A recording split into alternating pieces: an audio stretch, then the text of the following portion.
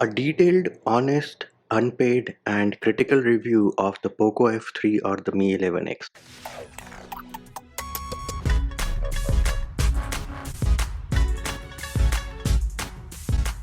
Hey peeps, what's up? Punchy here, back with another video.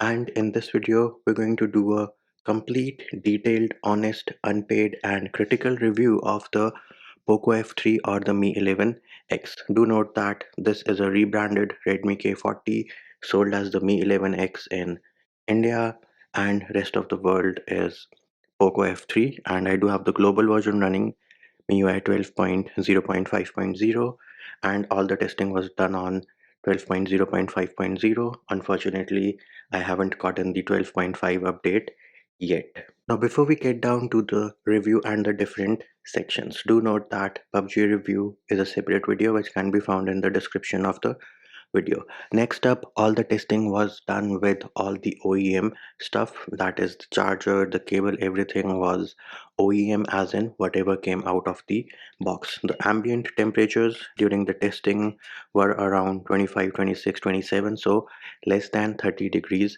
Celsius. Most of the tests were done without a case, that is your benchmarks and everything else.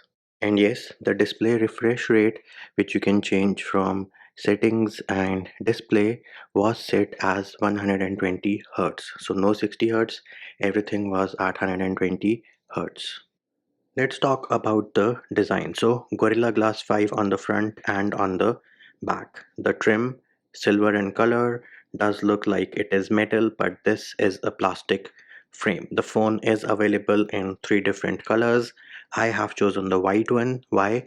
Because you do have matte finish on the white one, and the black one has a glossy finish, which means the black color is a fingerprint magnet. This, my dear friends, right here is not a fingerprint magnet, as you can see on your screen. At the bottom, Type-C port, no headphone jack, and you have the speaker grill, microphone, and your SIM tray. Dual SIMs, no micro SD slot. Nothing on this side. On top, you again have your speaker grills and the infrared port. On this side, you see it is a bit of curve around the volume rockers and the power button, which does look pretty cool, but then it is absent on the other side, so it does kill the symmetry. Volume rockers are present, and of course they are present on all devices. They are pretty clicky. Power button, it is a bit protruded out. There is no texture on the power button, and the power button also doubles up as the fingerprint scanner, and it is pretty fast. I mean, of course, you do not have FOD, but this is fast enough for me. Now, those of you who are left-handed, you might have issues with setting up a finger, so you might have to set up your middle finger, because that, I think, sets up as the most ergonomic or lines up with the power button the most. Now, other than the power button acting as the fingerprint scanner, the front camera acts as a face unlock option as well, but do note this is not IR face unlock, so it is not secure. While we're talking about the front camera, the only issue I have about the design is that people are trying to hide the notches and their ugly cameras on the front, which are like an eyesore, but Xiaomi decides to embrace it, and they decided to place a silver ring around it. I do not know who took that decision. With respect to the weight, this here is 196 grams and it feels good in the hand. Thickness is 7.8 mm, which again makes it comfortable. Weight distribution is also good. Of course, not a one-handed device, but the design other than that is pretty good. And no, there is no LED, and the phone is IP53 rated. Let us talk about the display. So this here is a 6.67-inch Samsung AMOLED panel, which has been rated A+ by DisplayMate. In my personal opinion, that really doesn't matter. It does support 120 Hz refresh rate, and the touch sampling rate is 360 Hz. So I played PUBG, didn't find any touch issues or anything like that. You also have the option of MEMC. Of course, MEMC is not applicable for games, and you also have HDR enhancement in case you want to use that. Other than that, in the sunlight, if it is pretty bright, the display also gets bright enough. The viewing angles are also pretty good. You do have Widevine L1 support, and you also have HDR10 and HDR10 plus support. But the important thing you should know is that the supported refresh rates are 60, 90 and 120. How does that affect you? Well, let us say you are playing a YouTube video at 24 FPS. That is not supported. Playing it at 30 fps, not supported. Watching a Formula 1 video, which are generally at 50 fps, again not supported. So the feature of variable refresh rate is absent from this display, and either it will be at 120, and when you try to access your recents it should be at 90 or 60. There it is, you can see it switched to 60. So you do not have variable refresh rate feature. That is something which you should know about. Next thing you should know about are the tint issues. Yes, the phone does have green screen tint issues at specific brightness. We have a separate detailed video about it, so make sure you do watch that video as well. And then there are also reports of the display getting dim after gaming for say an hour or something at high brightness. The display goes dim. Now more than likely that might be a software issue, or it could also be a hardware issue, but that is something which I think as a viewer you should know about, so that you have a better understanding of what to expect and you can accordingly make your purchase decision. And before I forget, there is another thing which is missing. That is the option of anti-flicker mode. So if I go into settings and display, this on the right hand side is of course the Poco F3. You will see you do not have the option of anti-flicker mode. This on the left hand side is your Redmi K20 Pro, both running MIUI 12. You have the option of anti-flicker mode. What does anti-flicker mode or DC dimming do? As you can read, it says prevent extensive flickering and reduce eye strain in low light conditions. So some people get headaches from the flickering of the display, and some people are able to see it, which is why they get the headaches, and that is a pretty nifty feature. I'm not sure why it is missing on the Poco F3. Next up, let us talk about the performance. So this right here is a Snapdragon 870. Do note that the 870 is just an overclocked 865 plus. I do have the 6 GB variant, and you do have 128 GB of internal storage on this one. Now the benchmark scores, I did run N22 4 times back to back and there was no major drop. The only issue which I could find was the phone did get warm near the camera module and near the back, and of course the test was done with the case off. Another thing, once I finished the back-to-back runs of the 4 and 2 runs, I then executed the throttle test application and the results are on your screen. Nothing too bad. Then you also have UFS 3.1 storage with LPDDR5 RAM, and here on screen are the Android Bench read write results for you. Of course, you do not have any micro SD slot or the headphone jack on this one, and the proximity sensor, I'm not sure which proximity sensor they are using, but you might face some proximity sensor issues, and we do have a separate video for that which can be found in the description of this one. Now the good part about the hardware is that the haptics and the vibration motor is pretty good on this one, and of course you do have infrared port. NFC is based on the region, whether you have the Poco F3 or the Mi 11X. Mi 11X does not have NFC. In terms of the speakers,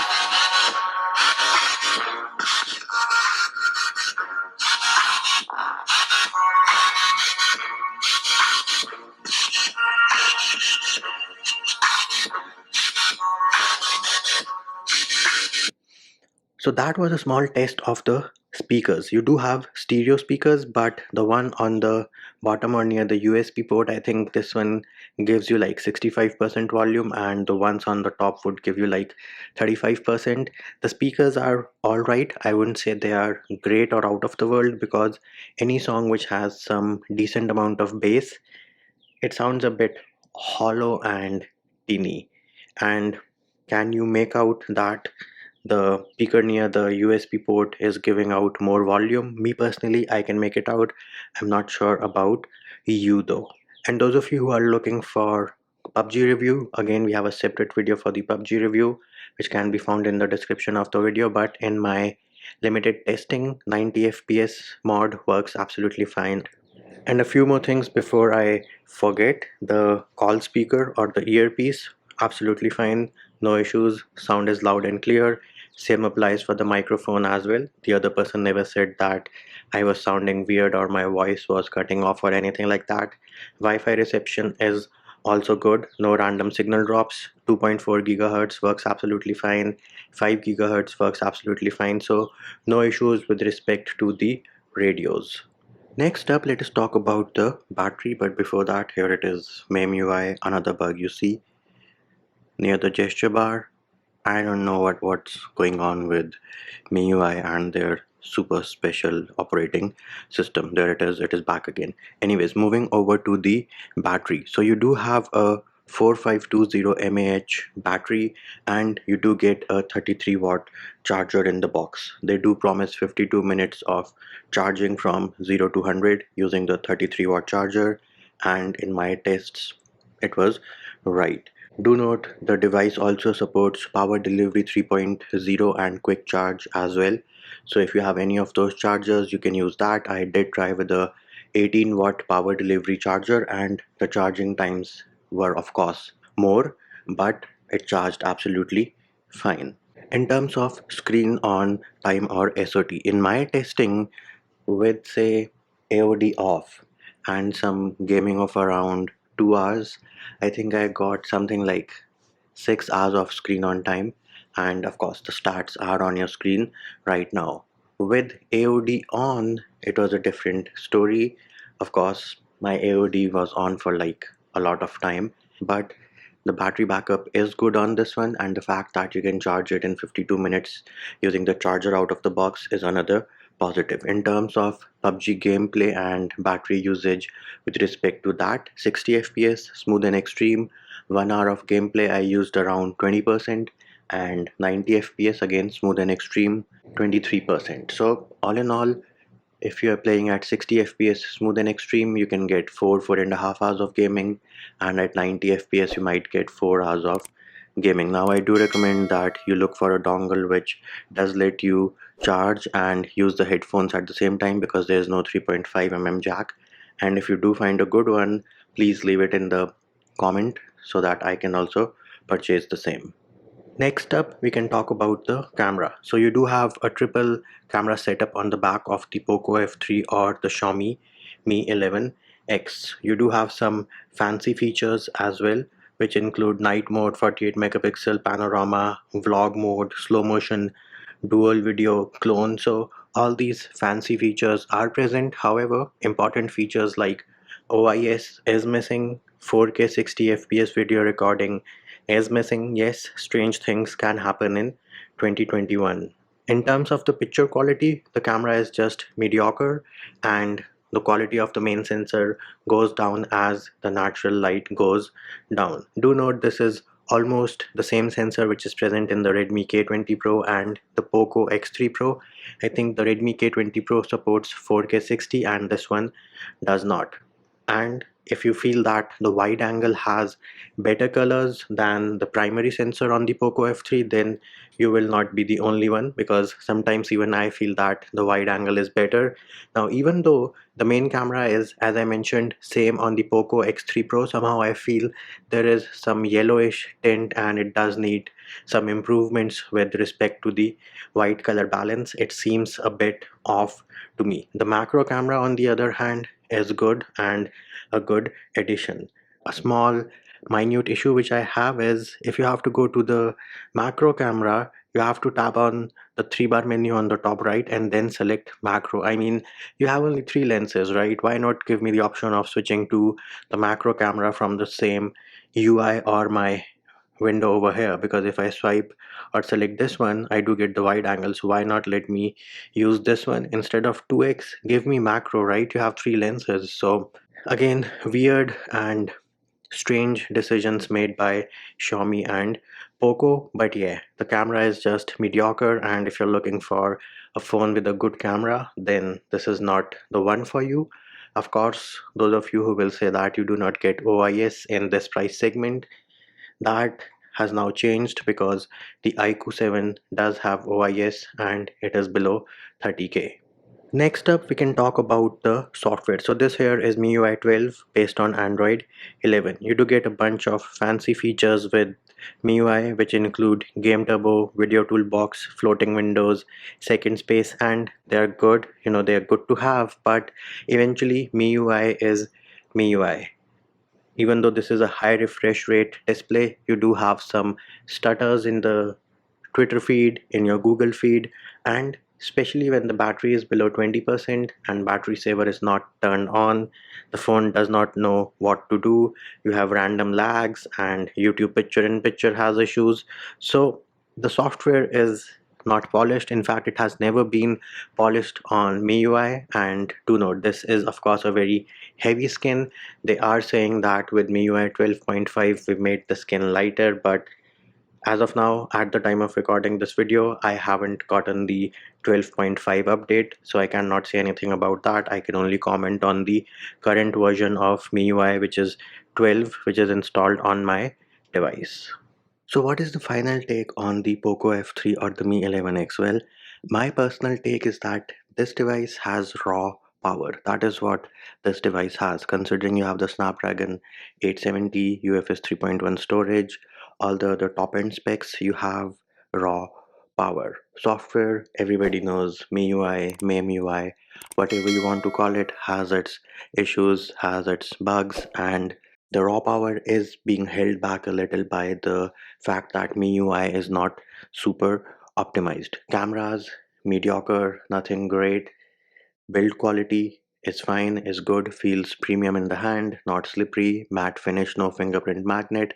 So all those things are the positives, but yes, you do have a few negatives as well. And in case you want to watch the specific negatives only, we do have a separate video for that as well, which can be found in the description of the video. And that will do it for this one. Hope my video helped you. Likes, shares and subscribes are appreciated. Feedback and comment more than welcome. See you when I see you.